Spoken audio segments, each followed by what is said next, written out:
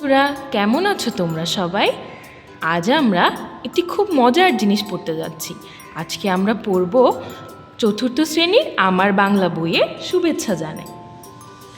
স্কুলের টিফিনের সময় রাশেদ, ঝিমিত, ঐশী আর তিথি কথা বলছিল। এমন সময়ে রোশন এসে বলল, জানো আজ মিতুর জন্মদিন।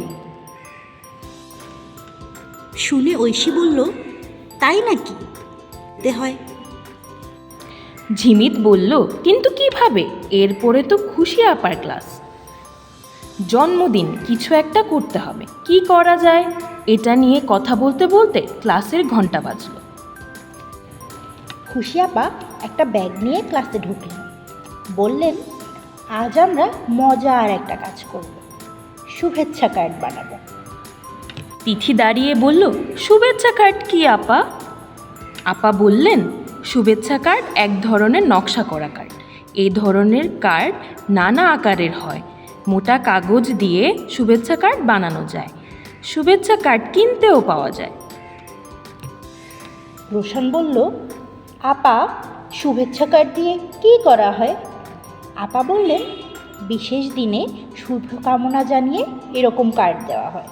নববর্ষ, ঈদ কিংবা কারো জন্মদিনে শুভেচ্ছা কার্ড দেওয়া হয়।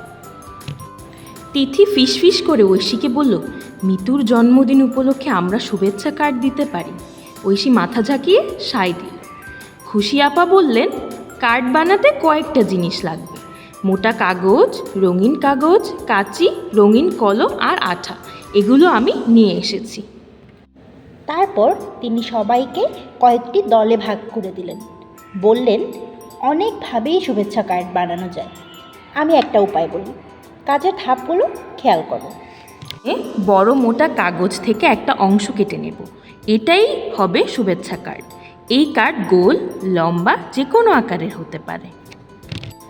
তারপর পাতলা রঙিন কাগজ কেটে ফুল, লতা, পাতা বানাবো।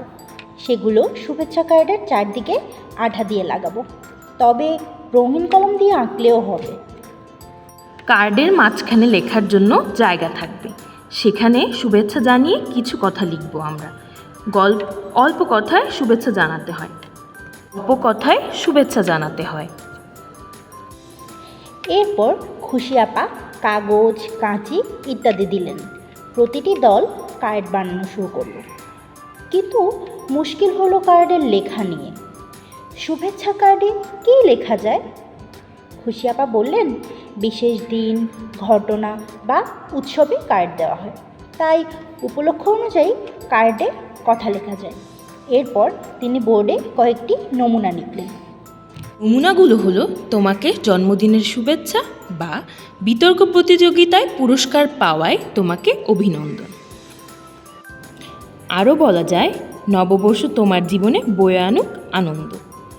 সব দলের কার্ড বানানো হয়ে গেল। খুশি আপা কয়েকটা কার্ড দেখে অবাক হয়ে গেলেন। একটাতে লেখা মিতুকে জন্মদিনের শুভেচ্ছা, অন্য একটাতে লেখা মিতুর সামনের দিনগুলো আরও সুন্দর হোক। আপা মিতুর দিকে তাকালেন। বললেন, আজকে তোমার জন্মদিন? মিতু লাজুক ভঙ্গিতে বলল, হ্যাঁ। আপা বললেন, আমরা কার্ড দিয়ে শুভেচ্ছা জানাতে পারি, আবার মুখে সুন্দর করে বলেও শুভেচ্ছা জানাতে পারি। এসো সবাই মিলে মিতুকে শুভ জন্মদিন বলি। তারপর সবাই একসাথে বলল, শুভ জন্মদিন মিতু। এতক্ষণ তো আমরা পুরো পাঠটা পড়লাম। এবার এসো আমরা জেনে নেই কিছু প্রশ্নের উত্তর। আচ্ছা, তোমরা কি জানো শুভেচ্ছা কি? হ্যাঁ, একদম ঠিক। শুভেচ্ছা হলো কারো আনন্দ, সাফল্য বা বিশেষ কোনো দিনে তার প্রতি ভালোবাসা ও শুভকামনা জানানো।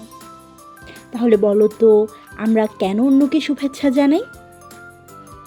হ্যাঁ, কারণ অন্যদের আনন্দ ভাগ করে নিতে এবং তাদের প্রতি আমাদের ভালোবাসা প্রকাশ করতে আমরা তাদের শুভেচ্ছা জানাই।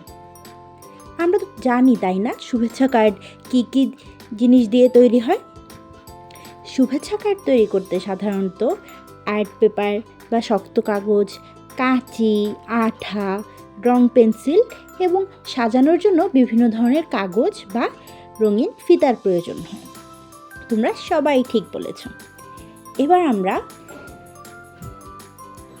এবার আমরা দেখি শুভেচ্ছা কার্ডে আমরা কি কি লিখতে পারি। প্রথমেই আছে ছোট ভাইয়ের জন্মদিন।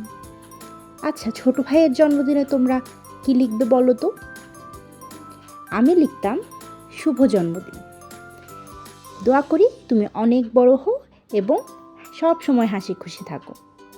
এরপরে আসে ঈদ, পূজা, বড়দিন বা বুদ্ধ পূর্ণিমা। আমরা এখানে এভাবে লিখতে পারি, তোমাকে ঈদের অনেক অনেক শুভেচ্ছা, তোমার দিনটি কাটুক অনেক আনন্দে। এরপর বাংলা নববর্ষ। বাংলা নববর্ষে আমরা লিখতে পারি শুভ নববর্ষ। তারপর আসে মায়ের জন্মদিন। মায়ের জন্মদিনে আমরা কি লিখতে পারি বলো তো? হ্যাঁ, শুভ জন্মদিন প্রিয় মা, তুমি পৃথিবীর সেরা মা, তোমার জন্য অনেক অনেক ভালোবাসা। সবশেষে আসে বিজয় দিবস। বিজয় দিবসে আমরা কি লিখতে পারি? বিজয় দিবসে আমরা লিখতে পারি, মহান বিজয় দিবসে সকল বীর শহীদদের প্রতি জানাই বিনম্র শ্রদ্ধা।